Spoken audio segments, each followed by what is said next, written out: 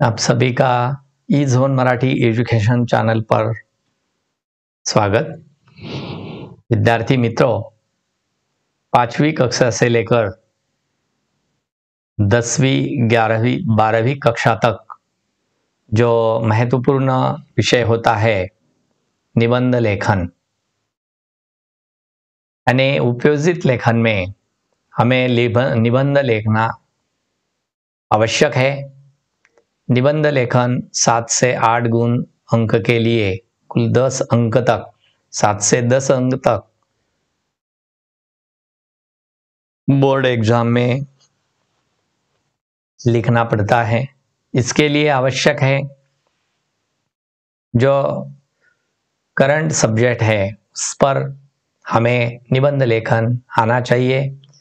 इसके लिए सराव के तौर पर 5वीं कक्षा से लेकर 10वीं 12वीं कक्षा तक जो महत्वपूर्ण विषय है वह है हमारे देश में सबसे महत्वपूर्ण जिस पर अभियान चला था, उस अभियान पर आज का यह ऑनलाइन लेक्चर निबंध लेखन बेटी बचाओ बेटी पढ़ाओ, यानी बेटी बचाओ बेटी पढ़ाओ, इस पर यह निबंध लेखन है।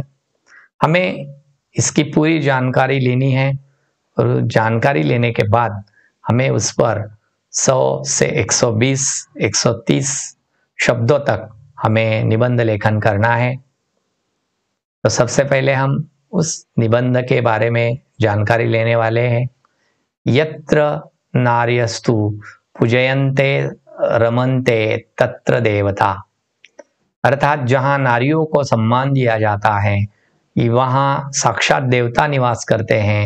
यह वेद वाक्य है, अर्थात हमारे वेदों में नारी को उच्च स्थान प्राप्त है। परंतु फिर भी सदियों से नारी घोर अन्याय, अत्याचार और शोषण से जूझ रही है। हमारा भारत देश पौराणिक संस्कृति के साथ साथ महिलाओं के सम्मान और इज्जत के लिए जाना जाता है। लेकिन बदलते समय के अनुसार हमारे देश के लोगों की सोच में भी बदलाव आ गया है, जिसके कारण अब बेटियों और महिलाओं के साथ सम्मान और इज्जत का व्यवहार नहीं किया जाता। आज हमारे 21वीं सदी के भारत में जहां एक और चांद पर जाने की बातें होती हैं, वही दूसरी तरफ भारत की बेटियां अपने घर से बाहर निकलने पर भी कतरा रही हैं, जिससे यह पता लगता है कि आज का भारत देश पुरुष प्रधान देश है। लोगों की सोच इस कदर बदल गई है कि आए दिन देश में कन्या भ्रूण हत्या और शोषण जैसे मामले देखने को मिलते हैं, जिसके कारण हमारे देश की स्थिति इतनी खराब हो गई है कि दूसरे देशों के लोग हमारे भारत देश में आने से झिझकने लगे हैं। स्वामी विवेकानंद जी ने कहा था कि जिस देश में महिलाओं का सम्मान नहीं होता उस देश की प्रगति कभी नहीं हो सकती। समाज में बेटियां की हो रही दुर्दशा और लगातार घट रहे लिंगानुपात समाज के लोगों की संकीर्ण मानसिकता का सबूत है। समाज में बेटी बेटा के प्रति फैली असमानता की भावना का नतीजा है कि आज कन्या भ्रूण हत्या, बलात्कार जैसे जघन्य अपराधों में बढ़ोतरी हो रही है। हमें समझने की आवश्यकता है कि पृथ्वी पर मानव जाति का अस्तित्व आदमी और औरत दोनों की समान भागीदारी के बिना संभव नहीं होता है। बेटी बचाओ बेटी पढ़ाओ एक ऐसी योजना है जिनका अर्थ है कन्या शिशु को बचाना और उसे शिक्षित करना है। इस योजना को भारतीय सरकार के द्वारा कन्या शिशु के लिए जागरूकता का निर्माण करने के लिए और महिला कल्याण में सुधार करने के लिए शुरू किया गया था। बेटी बचाओ बेटी पढ़ाओ योजना महिला एवं बाल विकास मंत्रालय, स्वास्थ्य मंत्रालय और परिवार मंत्रालय एवं मानव संसाधन मंत्रालय की एक संयुक्त पहल है। लड़कियों की सामाजिक स्थिति में भारतीय समाज में कुछ सकारात्मक बदलाव लाने के लिए इस योजना का आरंभ किया गया है। इस योजना का उद्घाटन माननीय प्रधानमंत्री श्री नरेंद्र मोदी जी ने 22 जनवरी 2015 को हरियाणा राज्य के पानीपत जिले में किया था। हरियाणा में इसलिए क्योंकि हरियाणा राज्य में उस समय 1000 लड़कों पर सिर्फ 775 लड़कियां ही थी, यानी सबसे कम। बेटी बचाओ बेटी पढ़ाओ योजना क्या है कि देश में लगातार घट रहे लिंगानुपात पर काबू पाने के लिए बेटियों को सुरक्षा करने और उन्हें शिक्षित करने के उद्देश्य से यह योजना शुरू की गई है।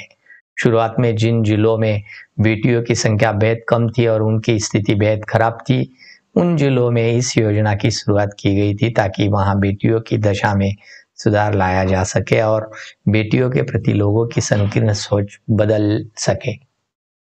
बेटी बचाओ बेटी पढ़ाओ के योजना के आवेदन के लिए आपको केवल लड़की के नाम पर एक बैंक में खाता खोलना है। इस योजना का लाभ उठाने के लिए नियमों का पालन करना चाहिए। बेटी बचाओ बेटी पढ़ाओ योजना के तहत 10 साल तक की उम्र की सभी लड़कियां इस योजना के तहत पात्र हैं। उनके नाम पर बैंक खाता खोलना आवश्यक है। प्रधानमंत्री द्वारा शुरू की गई यह योजना पूरी तरह से कर मुक्त है। आपका खाता खुलने के बाद उसमें से किसी भी राशि की कटौती नहीं की जाएगी। यानी इसी तरह ऐसा यह जो है उसके तरफ से यह योजना की गई है। तो आप सभी ने जो बेटी बचाओ बेटी पढ़ाओ यह निबंध लेखा है, उसमें से आपको जो अच्छा लगेगा वह उस निबंध लेखन में आपको लिखना है और उस विषय को अच्छी तरह से आपको सराव में परीक्षा में यानी 7 अंक से लेकर कुल 10 अंकों तक आपको हासिल करने हैं अंक। इसी के साथ आपको परीक्षाओं की बधाई देते हुए इस ऑनलाइन लेक्चर को यहीं पर समाप्त करते हैं। आप सभी ने यह अंत तक देखा, आप सभी को मेरी ओर से धन्यवाद।